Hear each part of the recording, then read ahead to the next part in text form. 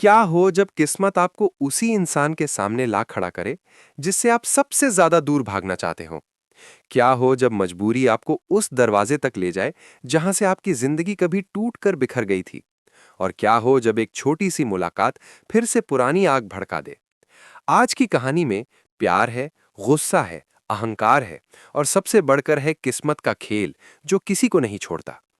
कहानी शुरू होती है एक ऐसे मोड़ से जहां जिंदगी ईशा के लिए आसान नहीं रह गई है। हालात इतने खराब हो चुके हैं कि हर दिन एक नई परीक्षा बनकर सामने आ रहा है। घर की जिम्मेदारियां, पैसों की कमी और ऊपर से आकाश का बेरुखा रवैया सब मिलकर ईशा को अंदर से तोड़ने लगते हैं। एक दिन जब महिका की स्कूल फीस की बात आती है तो आकाश साफ मना कर देता है।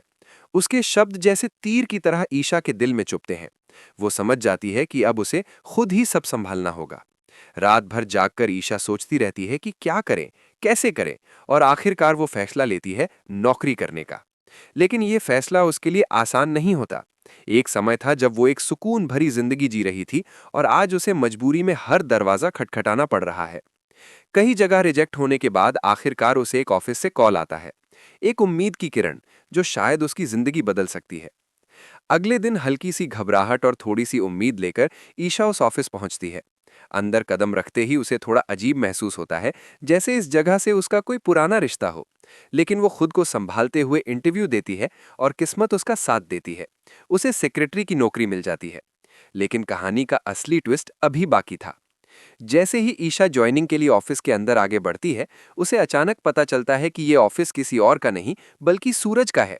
वही सूरज जिससे उसका अतीत जुड़ा हुआ है और जिसे वो भूलना चाहती थी। ये सच जानकर ईशा के पैरों तले जमीन खिसक जाती है। उसकी सांसें तेज हो जाती हैं, दिल जोर जोर से धड़कने लगता है। वो तुरंत वहां से निकलने का फैसला करती है। लेकिन किस्मत को कुछ और ही मंजूर था। जैसे ही ईशा जल्दी जल्दी बाहर निकलने की कोशिश करती है, उसका दुपट्टा एक टेबल में फंस जाता है। वो घबराकर उसे खींचती है और अचानक संतुलन बिगड़ने से नीचे गिर जाती है। उस पल जैसे समय थम जाता है। और तभी ऑफिस के दरवाजे से सूरज अंदर आता है। दोनों की नजरें मिलती हैं। एक लंबा सन्नाटा छा जाता है। आंखों में अनकही बातें, अधूरे सवाल और पुराने जख्म साफ नजर आते हैं। लेकिन अगले ही पल सूरज का चेहरा गुस्से से भर उठता है। उसका दिल शायद अब भी दुखी है, लेकिन वो अपनी भावनाओं को गुस्से के पीछे छिपा लेता है। वो जोर से आवाज लगाता है, मिश्रा जी।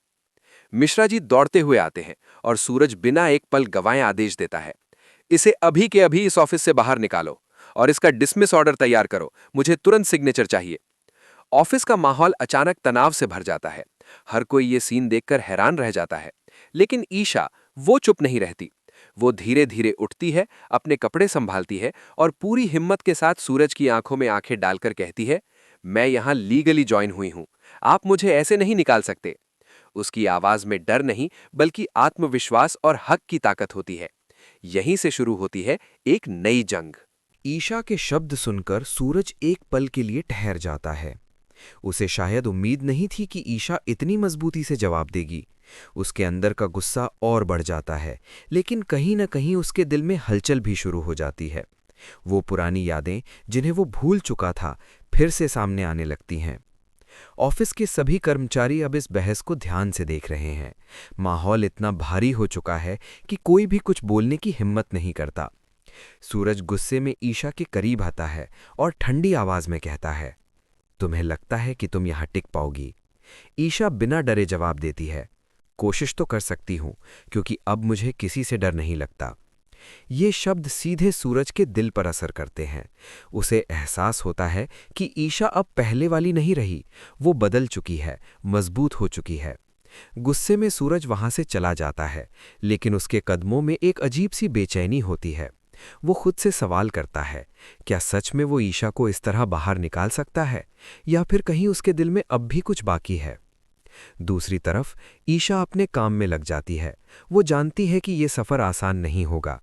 हर दिन उसे सूरज का सामना करना पड़ेगा, हर दिन उसे अपने अतीत से लड़ना होगा।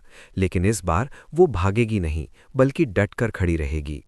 धीरे धीरे ऑफिस में दोनों के बीच टकराव बढ़ने लगता है। छोटी छोटी बातों पर बहस, तीखे शब्द और हर दिन एक नई टेंशन। लेकिन इन सब के बीच कुछ पल ऐसे भी आते हैं जहां दोनों की आंखें फिर वही पुरानी कहानी कहने लगती हैं। क्या ये नफरत सच में नफरत है या इसके पीछे छुपा है अधूरा प्यार? एक दिन जब ईशा देर तक काम कर रही होती है, अचानक बिजली चली जाती है। ऑफिस में अंधेरा छा जाता है। वो डर जाती है और तभी पीछे से एक आवाज़ आती है, डरो मत। वो आवाज़ सूरज की होती है। उस पल दोनों के बीच की दूरी जैसे कम हो जाती है। लेकिन क्या ये दूरी सच में खत्म होगी या फिर ये सिर्फ एक पल का धोखा है? अब कहानी एक ऐसे मोड़ पर पहुंच चुकी है जहां हर फैसला दोनों की जिंदगी बदल सकता है। क्या किस्मत फिर से ईशा और सूरज को करीब लाएगी या ये टकराव उनकी दूरियों को और बढ़ा देगा? अगले एपिसोड में और भी बड़ा ड्रामा, और भी गहरे राज और एक ऐसा सच जो सब कुछ बदल देगा।